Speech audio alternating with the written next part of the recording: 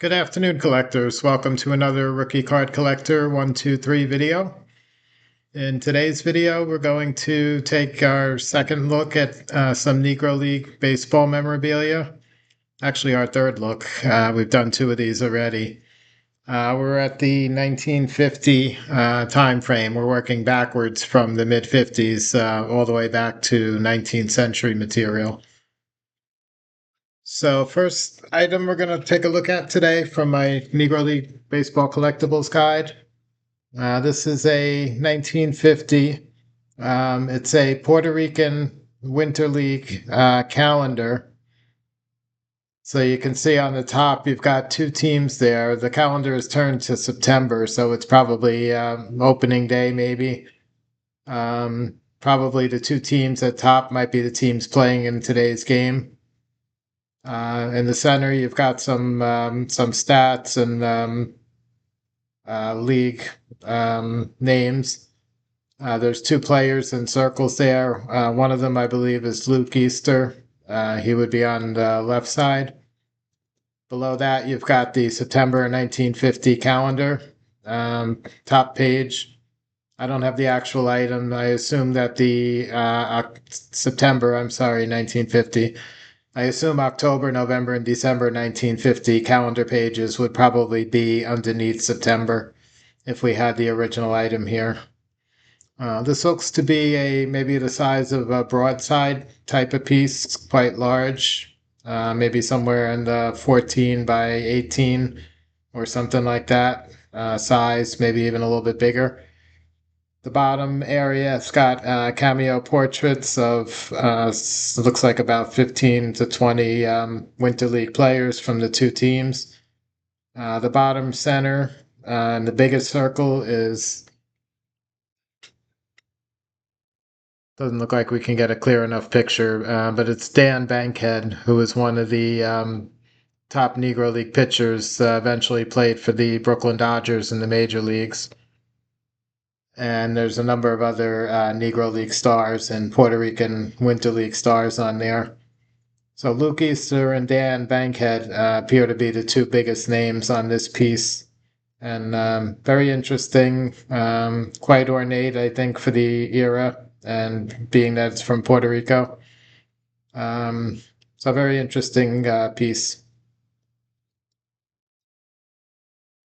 Next item we're going to look at is a Type 1 original photo.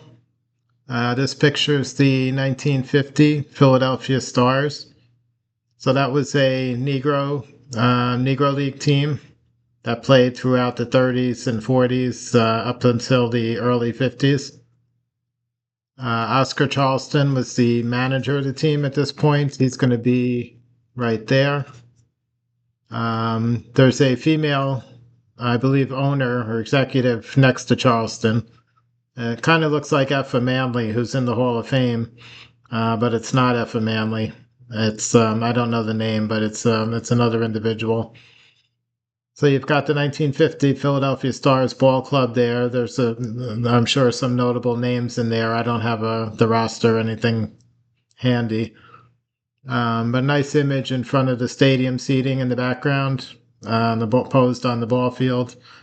And this was the last year or the next to last year that Charleston was active in Negro League Baseball as a manager at this point. He began his career in 1916 with the Indianapolis ABCs. So he's got to be, at this point, would be probably in his 50s, early 50s, I would say. Okay, next item we're going to look at. Funny I should mention Effa Manley in the previous photo, but Effa Manley is pictured here in this Type 1 original photograph, also from 1950 era. Effa Manley and her husband Abe Manley owned and operated the Newark Eagles baseball team in the Negro Leagues throughout the 1940s. She was really the baseball brains behind the operation. Abe handled more things on the business side, the financial side of things. But Effa was known to have a great relationship with the ball players on the team. She was the one that brought aboard Monty Irvin at the very beginning of his Negro League career in the late 30s. Um, and she also brought in Mule Suttles and Biz Mackey, and later on Larry Doby in the mid 40s. So Effa Manley's the only female in the Baseball Hall of Fame. You might know that already.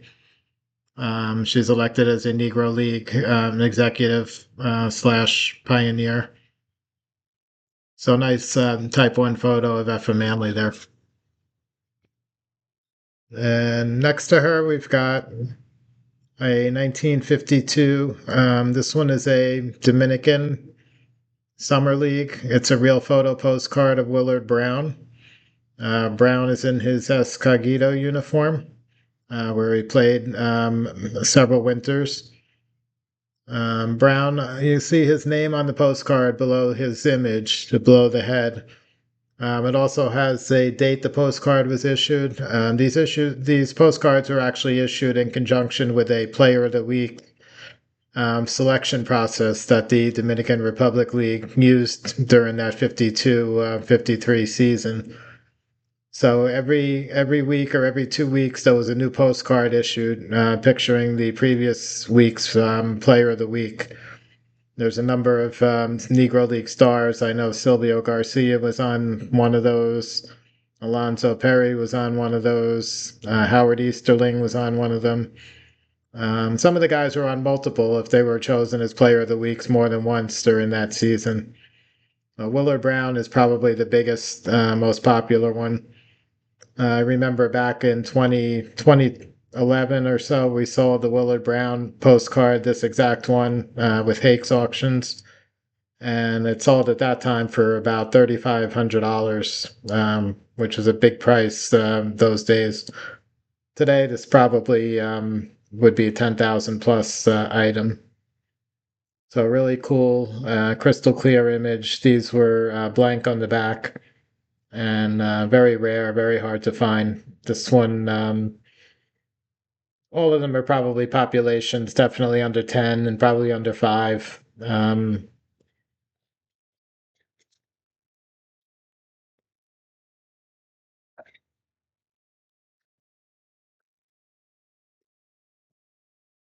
Okay, the next one we're going to look at is another Type 1 photo. This is also 1950. This is Lenny Pearson.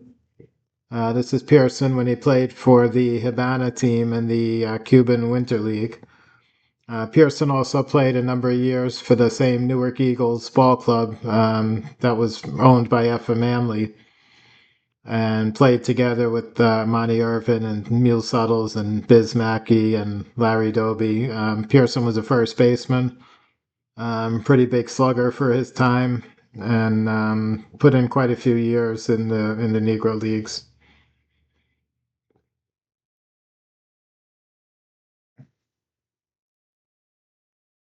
Let's see. Okay, the other three items that are on the same page, they all come from the same series. It's called Mayhoro. It's another Cuban baseball. This one is a sort of a premium.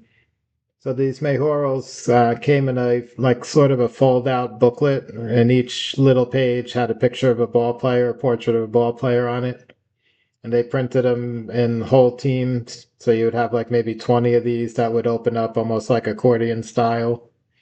Or kind of like there was a few fold out postcards of Major League Baseball players in the 1907, 1908, 1909 time frame with the Pittsburgh Pirates and the Detroit Tigers and a couple of other teams. So these are basically thin paper portrait images, guys that played in there. I can see Lenny Pearson again. He's on the top. He played for Almendaris. He's got the big A on his cap. And the other two guys are Alejandro Crespo on the left and Pedro Formental on the right. Both longtime Negro League stars as well. And again, pictured on this Cuban premium type of piece here.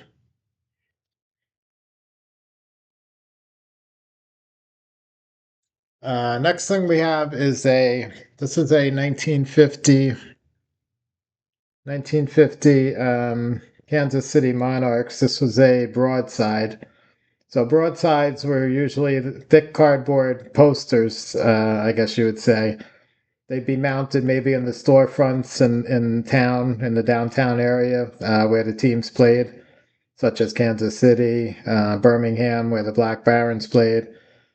And they would hang in the windows and they would promote upcoming big games against either other Negro League teams or barnstorming teams, things like that. And they're very hard to find nowadays. Most of them, after the games were over, most of them got discarded and thrown away. But some have survived, and there's some really valuable broadsides out there.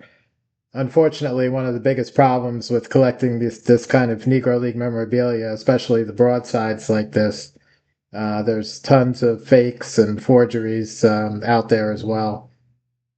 And a lot of times, if it looks too clean, if the picture looks too grainy, it's probably not a good one. It's probably a fake. And you just kind of have to get a feel for, if something was produced in the 1930s, 1940s, and it looks, too good to be true, it probably is. So that's sort of a stumbling block with collecting this type of stuff, is you really got to be pretty familiar with what you're looking at. So you don't end up getting stuck spending a lot of money for an item that may not be good. But this shows the 1950 Kansas City Monarchs ball club. At this point, they're really toward the end of the Negro League days.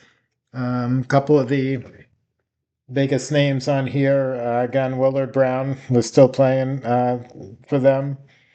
Buck O'Neill was playing there. Booker McDaniels, Lefty Lamarck, Connie Johnson, Bonnie Sorrell, Herb Sewell, and Bob Thurman. And they're having a game against the Birmingham Black Barons. Right around that time frame, maybe a year before, is when Willie Mays played for the Birmingham Black Barons. But only the Kansas City Monarchs ball club is pictured on the broadside here. And the image is really not clear enough in the book here to identify anybody. But those guys that I mentioned, they were on that 1950 Monarchs ball club.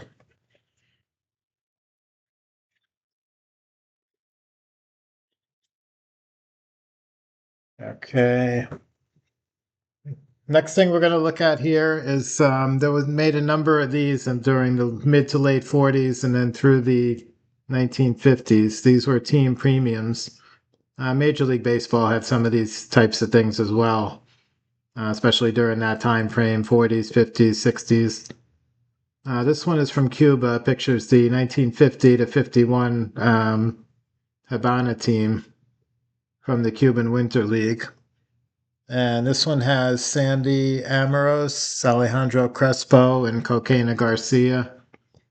Three of the bigger names from Cuban League Baseball, also Negro League Baseball. So they're pictured on the team there, the red and white uniforms. Below that, we have a 1950, again, Cuban Winter League. This is another Type 1 photo. This has a few of the Marianao ball players, which is one of the four professional Cuban League teams during that time. Minnie Minoso is pictured there. He's on the far left. Next to him in the business suit is actually Martin Diego.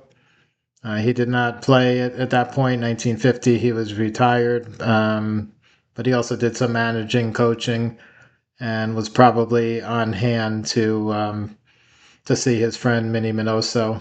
A couple of other Marianao ball players on there as well.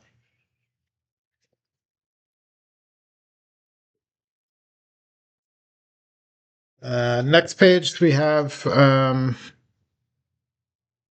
Let's see if we can get this one to focus better.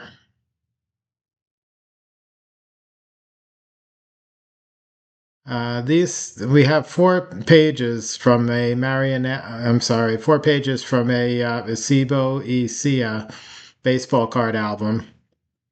These were produced in 1950 to 51. The belief is that these were produced with the intention of printing a baseball card set, which would match the players pictured in the album, and you would take the cards, as normally was the case with these Cuban issues, and stick them in the album. Unfortunately, the card set never got produced for whatever reason. So basically, you have what probably would have been what the cards look like. You have them all pictured on pages. There's four separate pages, one for each Cuban team. So on top here, we have the Habana Ball Club first. There's about 25 ball players pictured on there, and this is from the 1950 to 51. Again, Acebo Ecija. If that name sounds familiar at all, in 49-50, the previous Winter League season in Cuba, Acebo Ecija did print a card set. They were very small, square cards, kind of similar to like the Bagor chocolate set from the 1930s. From 1930 that you might be familiar with, that had a lot of major league guys on it. So these Acebo Ecijas were small, square, a little bigger than Bagger chocolates.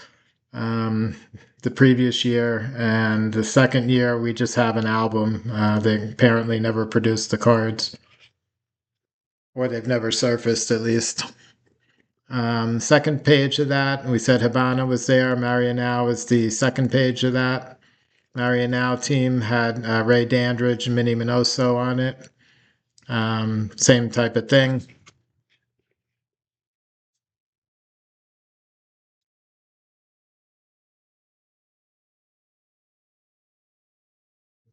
Okay, the next one is the third team is Cienfuegos, also from the same 50-51 Acebo album. Again, another 25 ball players or so on that one. And the biggest name that's in here, and very rare appearance, is the Almendares team.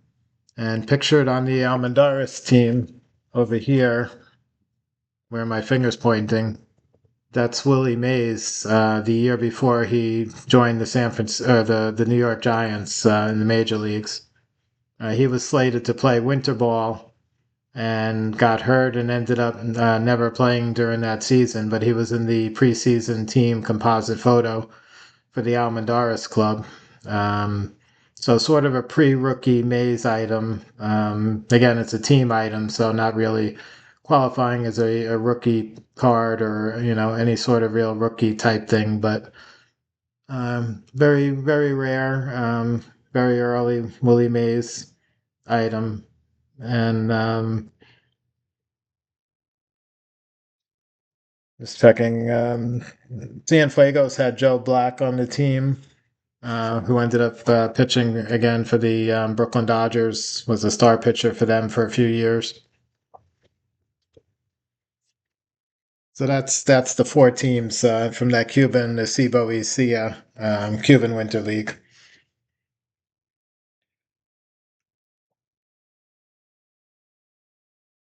The next thing we're going to look at here, this is pretty cool. On the top of the page here, we've got another original Type 1 photo. It's got three guys pictured there. The guy on the right is Oscar Charleston again as a manager with the Philadelphia Stars.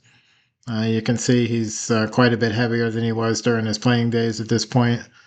The gentleman in the suit in the middle is J.L. Wilkinson. Wilkinson was a longtime owner, executive in the Negro Leagues with the Kansas City Monarchs. And on the left-hand side is Satchel Paige. Again, this is 1949. So Paige is with the Cleveland Indians. This is the year after the Indians won the World Series. Paige famously helped the stretch during a stretch run and pitched some big games toward the end of the season there. So Charleston, Wilkinson, and Paige, three Hall of Famers on that one photo. Really neat, interesting item. Next we have, this is the Almendares. This is Willie Mays. Actually, these are both Willie Mays. It looks like the exact same photo, they just cropped it differently. So again, this was Mays with the Almendaris Club, probably at a training game prior to the season because Mays never actually played during the regular season there due to injury. Um, but again, super early image of Mays, the Type 1 photos in the Cuban League Almendaris Ball Club. So that's going to wrap up today's episode of Negro League Memorabilia. A lot of interesting items there, some big names, some really cool, different kind of pieces, oversized calendar, advertising broadside for a Negro League baseball game, and a bunch of Type 1 photos. So lots of things out there to collect when you get into Negro League material, even though the Negro League guys never had U.S. cards printed. Of course, they did have cards from Latin America, which are very scarce and very expensive these days. So a lot of things out there to collect. But anyway, I hope you enjoyed the video and hope you have a great day. And I'll catch you guys on the next one.